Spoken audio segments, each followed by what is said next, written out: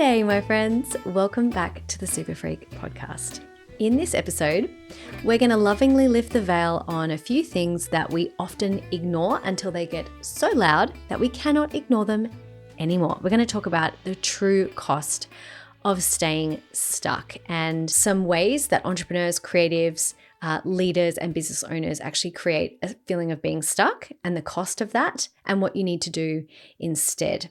And I'm not doing this in like a shaming kind of motivational kick your ass kind of a way, but just I want to do this as your mate Haley, who maybe we haven't met, but who accompanies you in your ears and reminds you that it's okay to make mistakes and to make new choices and to hopefully help you dodge a few bullets, for lack of a better term, like maybe just curveball, around some things that don't necessarily have to happen. Because here's the thing, I work with a lot of people who are highly functioning and they want to go to exceptional. It's not always that, you need coaching when things are going wrong.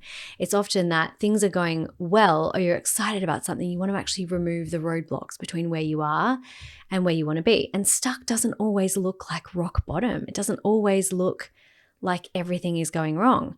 Sometimes it looks like you are really highly functioning and you're kind of fizzing at the top, overgiving, almost there. It's the kind of stuck where you are actually doing all the things, but you're still not getting what you came for, but it's not bad. Sometimes you look really productive or you sound really successful or you might even be really busy and booked and making money and getting results.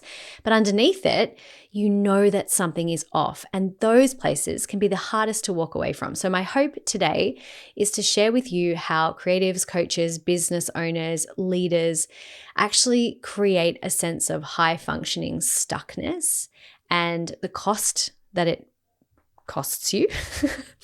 And also what you can do instead to kind of move through it. And I'm sharing this with you in the hope that it helps you prevent unnecessarily stuckness and fizzing at a high level. But I want to start by telling you a little bit of a story. So once upon a time, a very long time ago, I stayed in a relationship way too long. Now, the intimate details of this story is something that it's private. I probably only share it with my really personal people, but I will just say here and now that for a really long time in that situation, I knew in my bones that it wasn't right. I knew something was up, but I didn't have the words for why. I couldn't explain it. I never actually had the words. It's been over a decade and I still only now I'm starting to be able to form those words. We had our challenges, and on the outside, even though people knew what we faced, it looked like we just had it all together. But I kept telling myself that I could handle it, that I just needed to be stronger and more organized, more loving, more patient, blah, blah, blah. And I was all of those things. But at some point, I started to notice the cost of sticking around where it was never going to change. The cost was not only financial, although yes, that too, but it was in the quiet erosion of my own self-trust and the weight, physical and mental, of like waiting for him and of self-abandonment while I put his needs and priorities above my own.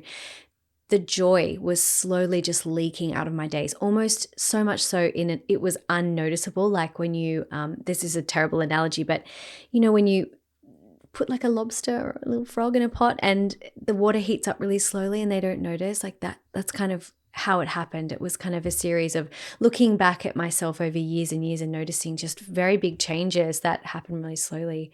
My sense of self was kind of falling away and I was slipping into the shadows of someone else, and my well-being and my happiness was kind of tied to someone else.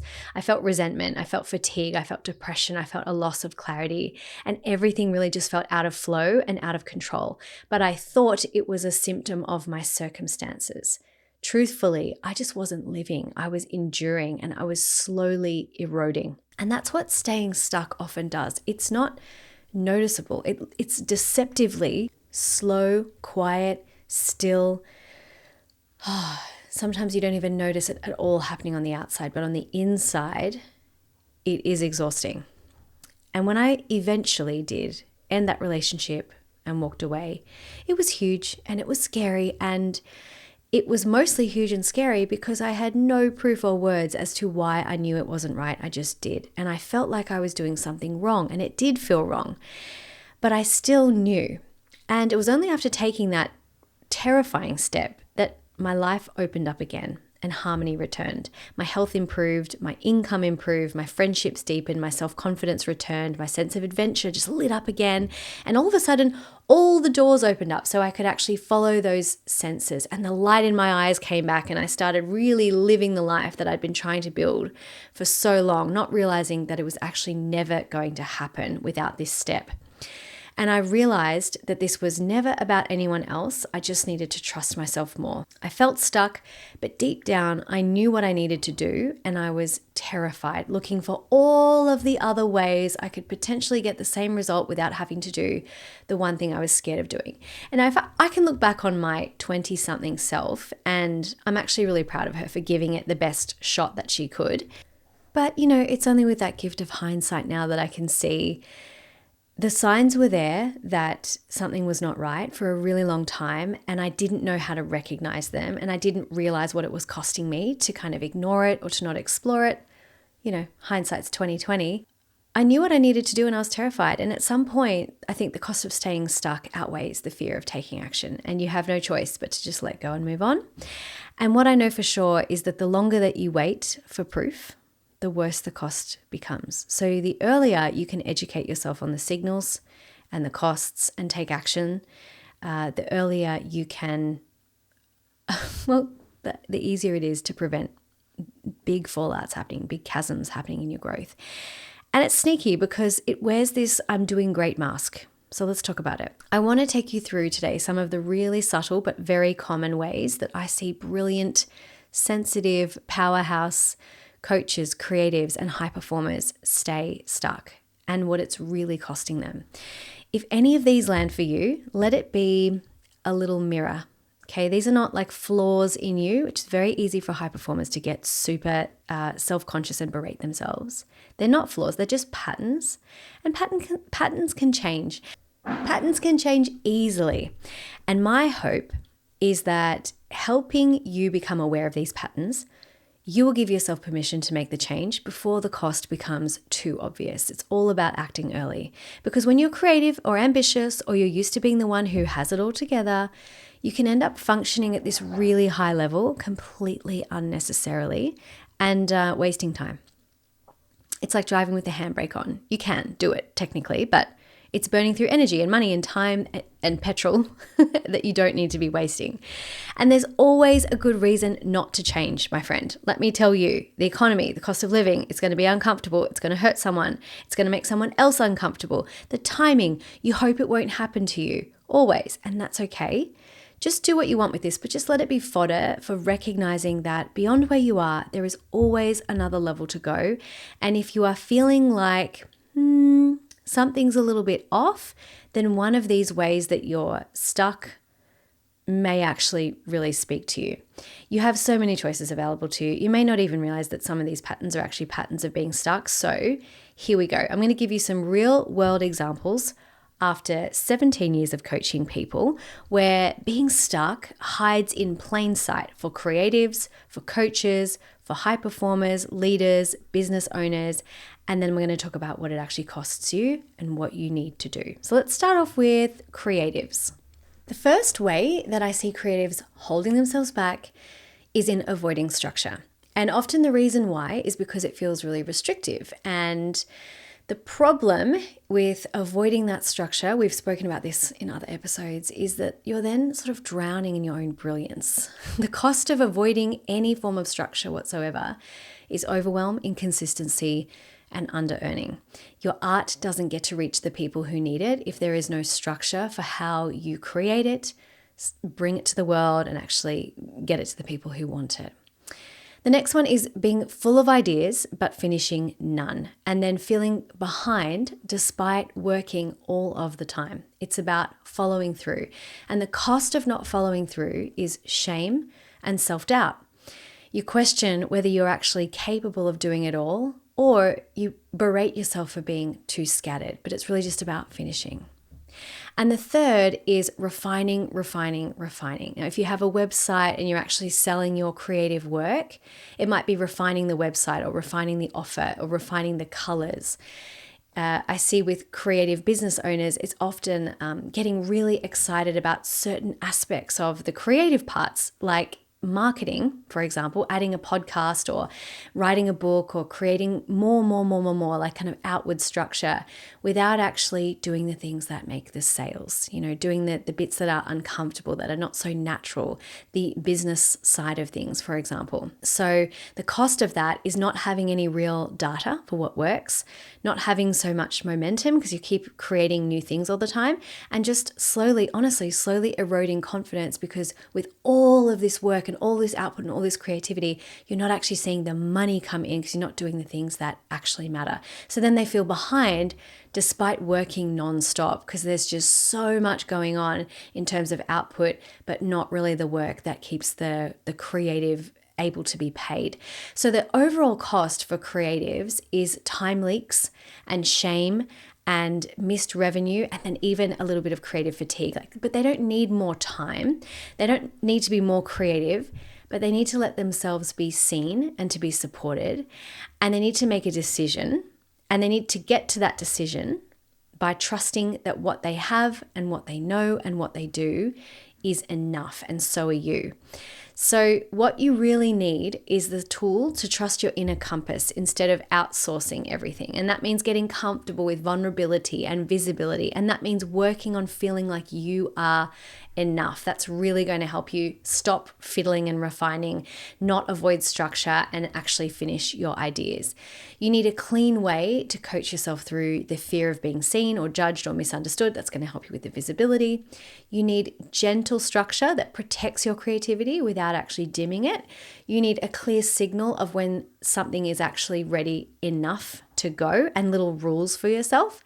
And you need some work on your nervous system so that you can tolerate that edgy, alive, kind of very outward visibility of the feeling of momentum, and not just always being in that comfort of preparation all of the time. So if any of those actually resonated with you, I'm going to suggest you just pause the podcast, write these things down, and then get to work on actually working on these things. Because here's the thing, my friend, you can listen to this till the cows come home. But if you don't do anything with this information, and obviously one podcast is not going to solve all of your problems, but if you don't do anything with the information, we'll be having the same conversation in another 2-3 years' time. Okay, so let's move on to high performers. And there are 3 major ones that I see with high performers. The first is overcommitting because they think I should be able to handle that, or I think I can handle that, but actually then resenting how full their life is and how overscheduled they are, or like resenting their partner who can't step up and work at the same pace as them or whatever. The cost of overcommitting is chronic fatigue, fractured focus, loss of joy, and success stops feeling satisfying. It starts to feel like it's costing you the things that you crave. And when you go on holidays, you start to think, oh my gosh, why isn't my life more like this? I've created a monster. I've created a hectic new job for myself. So high performance, overcommitting because initially it feels really good and it feels powerful and it feels inspiring. It feels like you're going to please people is not a good idea. The second one for high performers is sticking around in roles, teams, relationships, routines that look really good on paper, but they feel like death to your soul on the inside. And now most of the time, the reason why high performers do this is because their identity is actually caught up in past achievements. And that's why they're in these roles and teams and relationships and routines. And for a high performer, it's typically that there needs to be more things to actually achieve. So if you're sticking around in things that just don't feel good anymore, the cost is emotional numbness and stuckness, but it's masked as responsibility or obligation, and this feeling of like quiet desperation, like get me out of here, There's also a little bit of guilt sometimes because a lot of high performers feel like they should be more grateful for what they have and they should be happy with where they're at because they've got more than others or they've achieved more than others, etc. You need to ditch that. Okay. The third one is fearing anything that you're not really great at straight away. So then not even trying because you don't want to suck. You don't want to look bad. You don't want to make a mistake in front of anyone. You don't want to not be the best at it. And the cost to this is huge. No growth, no innovation, secretly craving change, but fearing looking silly. And then at its worst, it can be like depression because it's just stuckness that just hasn't moved anywhere. So the overall cost of these stuck habits is joy, innovation, nervous system burnout. It's like you can do a lot of things, but you're doing everything. And if this is you, what you need is not more motivation or to be more organized or whatever, but you actually need new maps, like a new way of working that honors your ambition and honors your body.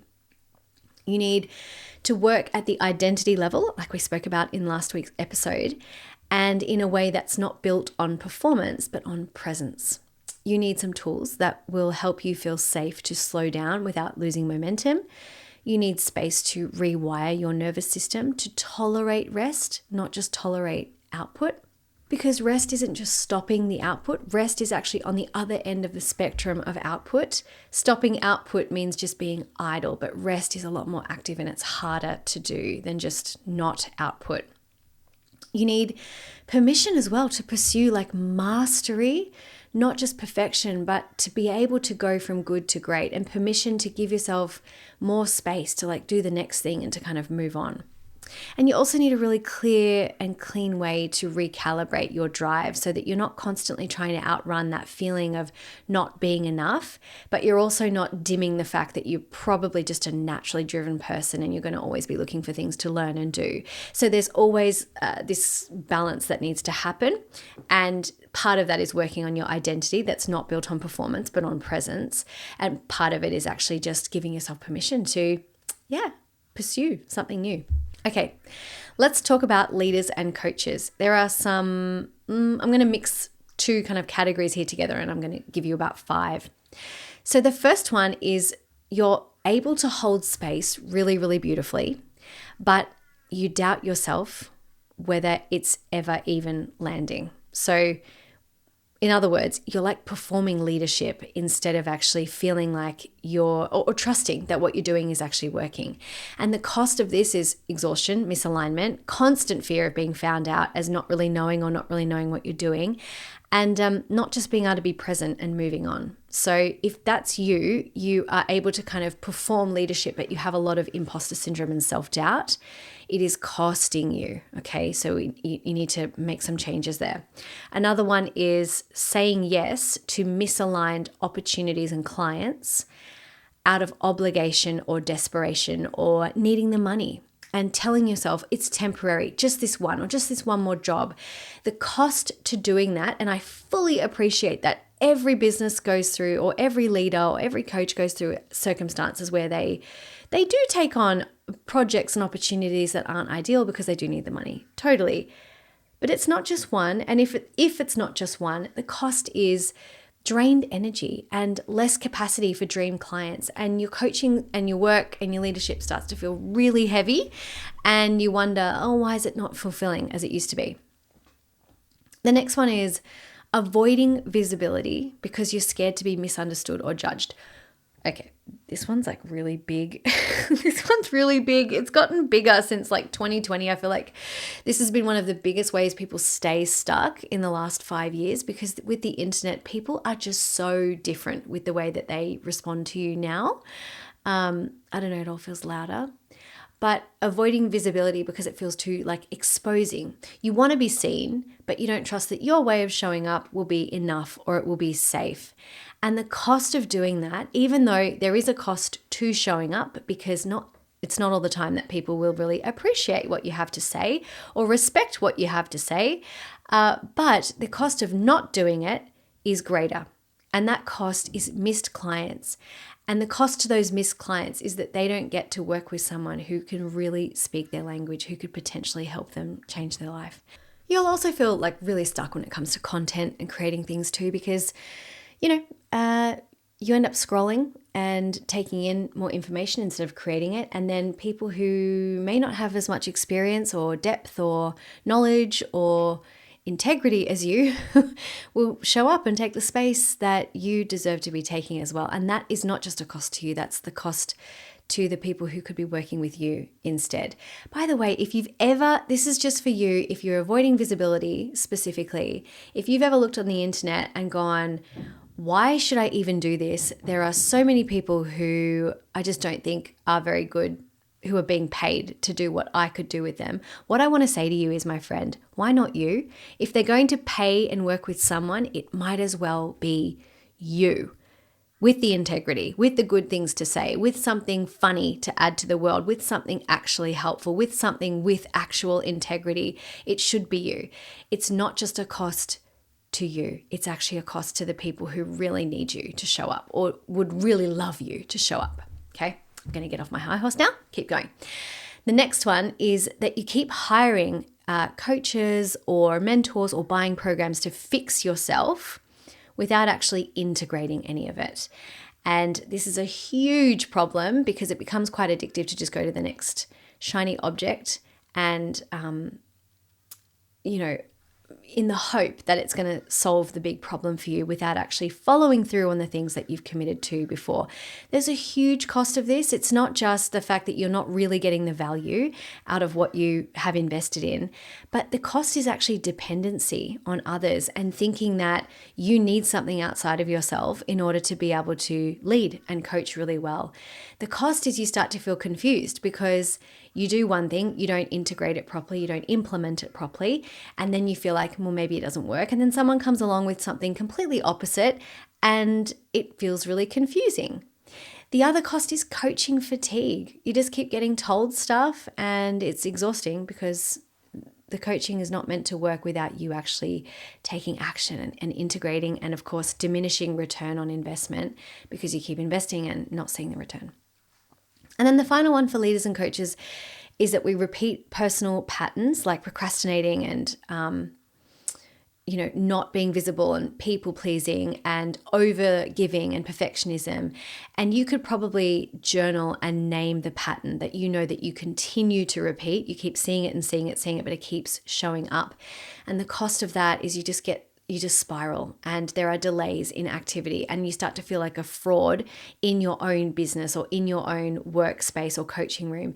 You are working with your clients or your customers through things that you haven't actually fully learned to coach yourself through as well. And that's a cost to the feeling of imposter syndrome and the feeling of a lack of integrity within yourself. So the overall cost when you are ignoring these kind of high performing stuck patterns is that for a leader or a coach, it's energetic depletion and stalled growth, and your voice gets really muffled, and then, cycling back there to energetic depletion. It's really important that you actually work through these stuck patterns. So if this is you, what you need, my friend, is not to learn how to lead, but actually how to lead from who you really are. So it feels more natural, right? And we'd call this like a clean and clear slate, an inner compass that you can actually really trust. So you stop outsourcing your certainty and your conviction and your commitment and your confidence. I didn't mean to use so much alliteration there, but you stop outsourcing all of that to other people. You need the tools to coach yourself first so you can lead from grounded clarity and not performance. You're not kind of just regurgitating information. You're actually integrating it before you share it. And the next bit, you need integration more than you need consumption. You need a nervous system that knows how to lead without leaking your energy out. So how to compartmentalize your feelings from what's actually going on. You need to learn how to find safety in stillness and slowness so you can actually discern what truly needs to be done and what's necessary and what is not necessary and what doesn't need to be done. And you need to know what it feels like to be in alignment. So where your voice, your offer, your presence, your actions, your thoughts, your words, your heart all match both on the outside and on the inside. And all of this is going to help you come back to a place where when you're holding space, you're not doubting yourself. When you have people that are not necessarily aligned for you, you can confidently refer them on and you're not coming from a place of desperation. You actually show up, you say what you need to say, and then you close the thing and you're not worried about how everyone is interpreting it. You're just doing it from a place of, I know who this is for and that's who I'm talking to. You make sure that you integrate the things that you learn, whether it's a book or a course or a mentor, and you're actually dealing with the stuff that you know is preventing you from actually showing up in the ways that you want, so it doesn't hold you back for good. Okay, let's move on to business owners. So there's a couple here, and again, I know a lot of these overlap because a business owner can be a high performer and can be a coach, right? And can be a creative. So one of the biggest things I see in business owners is that they're doing a lot of busy tasks like posting or tweaking or overthinking, but mostly it's just overworking without pausing to check if it's actually working. Always doing, always tweaking, emailing, posting, fixing, getting on the internet, making stories, talking to people, writing posts. The cost of doing this is that there's a lot of unnecessary time, money, and energy being thrown down the drain or being paid out to other people to do all this activity that is not actually that is not accurately reflecting in your data that it's actually working. Okay, so the cost can be massive burnout. It can be disconnection because you're just creating. It can be building a business, an entire business that doesn't actually feel good to run because you're overworking. And also this feeling like you're scared to slow down because it'll all fall apart. It's just, my hand on my heart right now is one of the most awful feelings, being scared to slow down. So keep listening and we'll talk about what you need. But the next one is selling offers that are safe or what you think will sell instead of what you actually really want to be known for. It's brave and it's scary, but the cost of doing this is once you start and something works, even if it's not fully aligned, you kind of feel like you have to keep going with it. And this is the bit people don't take into consideration. They go, I'll just do it just this once. And they don't think about the fact that they need to keep going. So the cost of doing this is actually disconnection from your own business, constant tweaking to fix things that were never really aligned, feeling like you're the bottleneck and you can't actually get the things out that you really want to be known for because you're spending too much time on things you don't really care about. And your profit's coming from the wrong place, which means you're financially then reliant on offers that, you don't really want to be doing, which is boring. The next one is tolerating underperformance in your team to avoid difficult conversations. Oh my gosh, can I say so much about this one? It is so important to be able to communicate. It is so important to be able to have hard conversations. And from a hiring perspective, it's also really important that not only do your team know what they should be doing, I've certainly made this mistake before where I've sort of abdicated instead of delegated and just gone, can you just figure that out for me? Because I don't even have time to figure it out for myself. And sometimes that's what you need to do. But if somebody doesn't do the right job and you need to communicate, what's going on and, all things are in place, like they're the right person to do the right job. You're not expecting someone without the proper skills to do something that's out of their skill set. You've got the right person in the right job, but if they're not someone who can actually communicate with you or who can handle feedback or who can acknowledge when they've made a mistake or who can show up and fix a problem, then it's really problematic. The underperformance in your team is going to cost you a lot, not just money, a lot of money, but bottlenecks, resentment, lost time, and culture decay in your company.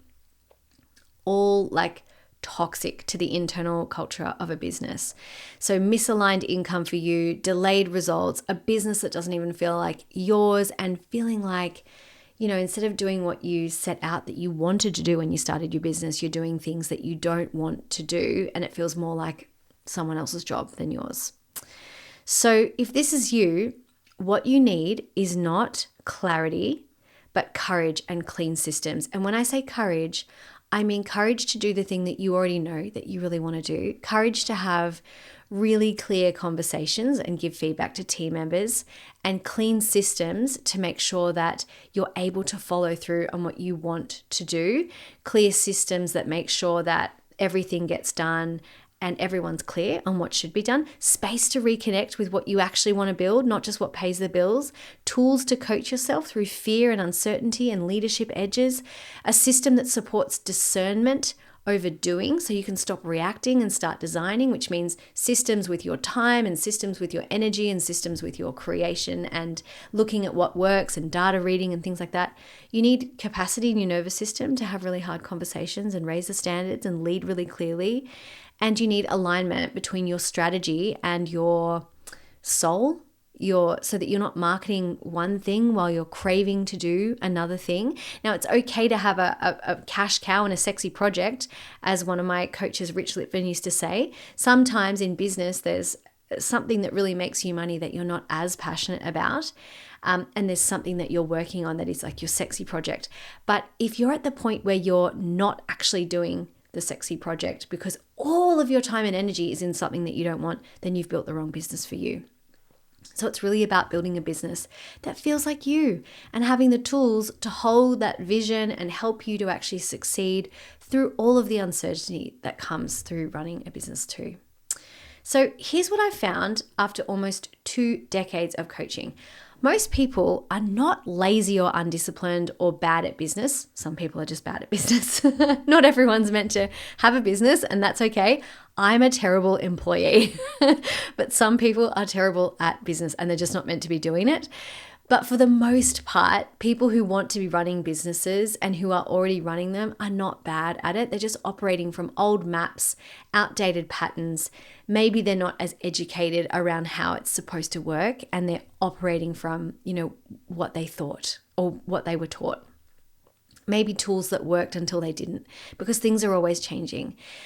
When you operate and work at the subconscious level with yourself, when you operate from not trying to solve immediate problems, which I would consider symptoms, but actually looking for the root cause of why this problem exists in the first place, and you know how to coach yourself through your own stuck places, it changes everything. You stop spiraling, you stop pushing, you stop leaning on coaches and other people all around you to help you break the spiral, and you learn to start listening and to lead yourself and to move really, really intentionally. You start to catch yourself really early before you burn out or blow up your life or break everything, just to create change. You just kind of catch it early. You do a bit of controlled demolition. I have a podcast episode about it. You can go back and listen to that. And call it early, maybe even before anyone else sort of around you recognizes that the same thing is happening. And that's okay. They might think, oh, what are you talking about? But you know. So what that means is if you're a coach, you stop sort of carrying your clients and you end up guiding them really cleanly and compassionately and with integrity and without losing yourself. And if you're a creative, it means you stop hiding in the creation process and in the I'm not ready yet and is this good enough, and you start finishing things and sharing them proudly, and you let your work live in the world. If you're a leader, you stop performing leadership and you start being it, embodying it without that constant feeling of second guessing or imposter syndrome. You become that kind of leader who leads from presence, not pressure, and not pretending. And if you're a business owner, you stop doing everything in business just because you can or you think that you should, and you learn to start pausing and recalibrating and to build something that really feels like yours without feeling guilty for wanting more or changing lanes or pivoting. And this is why I teach NLP the way that I do, by the way, not like a mindset hack, but as more of a bit of a homecoming to who you naturally are. Because what's in the way between you and everything you want is stuff that is not yours. The most basic rule of creating what you want is that you need to become the type of person who has it. And it's not that you always need to upskill. Sometimes it is. It's not always that you need to change a lot. Most of the time, it's just about removing the stuff that doesn't align with it anyway. And it's stuff that you've taken on because you've learned it from somewhere.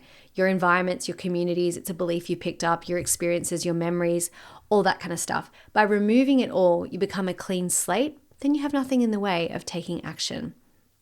So you're coming home to you, to your voice, to your clarity, to that inner compass, to your own power, to what you truly, actually, really want, which is sometimes the greatest breakthrough that you can have is just acknowledging what it is that you really want. So let me ask you, my friend, what is staying stuck really costing you right now? not just money, but in energy and in joy and time and confidence and possibility and even relationships. What might open up for you if you stopped trying to just fix things with force or with trying harder and you started working with your mind really, really gently? If you're ready to learn how to do that, how to become your own coach and create deep, sustainable change, whether you never do this with another person ever again, it's just for you, or whether you want to do it with your family members and friends and your children and people that you love, or whether you actually want to turn this into a real, profitable and beautiful coaching practice, all of this is available inside of Be Your Own Coach, and I would love to invite you to join me. The doors are open. We start in May. There's a link in the show notes, but you can also DM me the word NLP on Instagram if you'd like the details, and I will for sure send them to you. Well, my robot will. That stupid robot thing.